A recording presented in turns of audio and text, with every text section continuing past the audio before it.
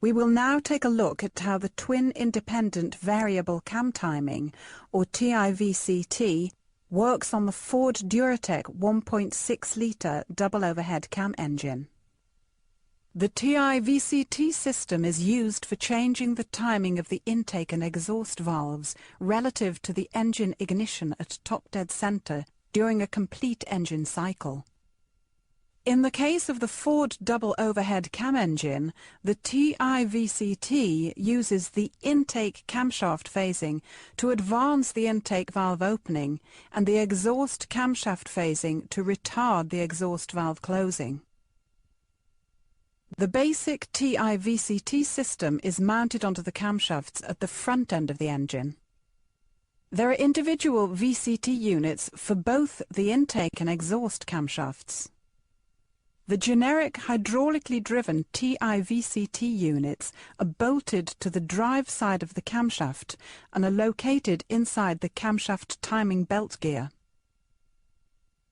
The VCT unit consists of a housing and a rotor with 4 fixed vanes. The housing is bolted to the belt sprocket, thus rotating with the engine. The rotor vane is bolted to the camshaft. The rotor vane fits into the housing. There, it can rotate relative to the vane housing, typically between 45 and 50 degrees crank angle. This relative rotation allows the intake and exhaust cams to independently move in the advance or retard direction during engine operation. The rotor wings divide the housing into separate chambers called advance and retard. When the advanced chambers are pressurized with oil, the valve timing is advanced.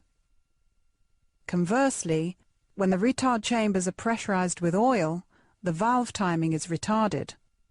The chambers are fed with pressurized oil supplied by the engine's oil pump. By controlling and varying the oil flow into and out of the advance and retard chambers, the rotor vane position and the valve timing will change accordingly. At engine cold start, the VCT system is in a passive mode where both camshafts are locked into basic engine timing positions. This is done with a spring-loaded locking pin in each of the VCT units, which lock the rotor vane to the vane housing. When the engine is turned off and during extreme engine operating conditions, the VCT system locks into the passive mode. This engine running mode results in minimum valve overlap, meaning that the intake valves open late and the exhaust valves open early. The Ti-VCT system, being in either active or passive mode, is controlled by the powertrain control module. Depending on the engine's temperature, speed and load situation, the powertrain control module activates the VCT system. Activation is done by exposing the locking pin to pressurized oil, which will push it down and release the rotor vane from the housing.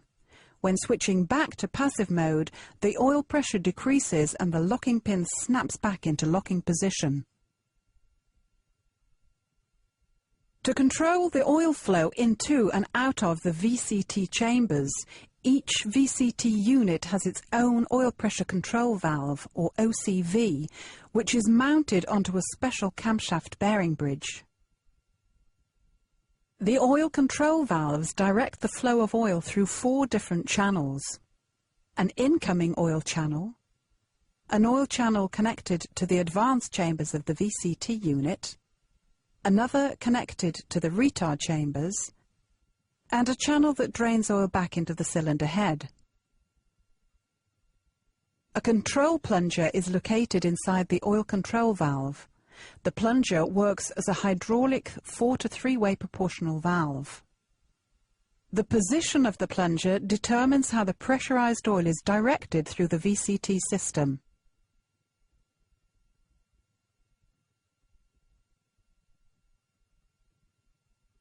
Let's take a closer look at how the elements of this system work together to change the timing of the intake valves. While the engine is running, pressurized oil is fed into the oil control valve by the engine's oil pump.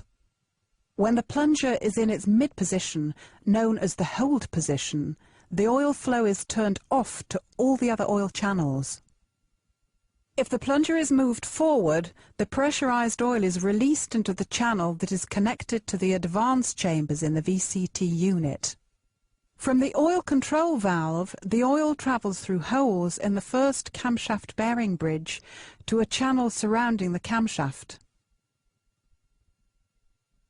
The oil then passes through holes within the camshaft and then through channels in the rotor vane and finally reaches the advance chambers. If the plunger in the oil control valve is moved backwards, the pressurized oil is released into the channel that is connected to the retard chambers. In this scenario, the oil reaches the retard chambers in a similar manner, but by a different route.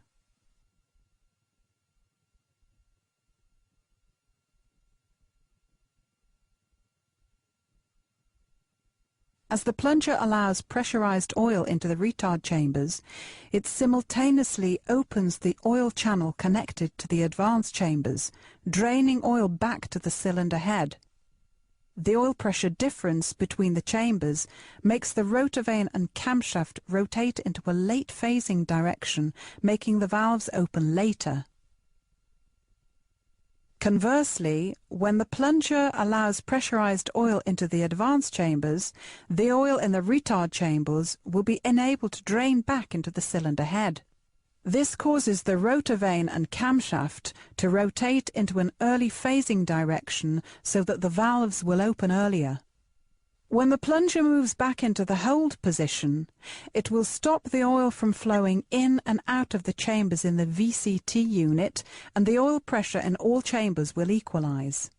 This action will stop the camshaft from rotating relative to the housing and therefore hold the camshaft timing in the current position. The oil control valve actuation and the camshaft position are controlled by the powertrain control module, or PCM. It sends out signals to the oil control valve's magnetic solenoid driver to tell it to either open or close the different oil channels. The powertrain control module constantly receives information from two camshaft position sensors, which are mounted on the valve cover, and from a crankshaft sensor to determine the camshaft timing relative to engine top dead center. Data from all three sensors are used to control the camshaft timing. The Ti-VCT control system hardware and software applies closed-loop control to ensure optimum cam timing under all engine operating conditions. The control system is able to change the cam timing at a speed of less than 0.2 of a second from the most advanced to the most retarded position.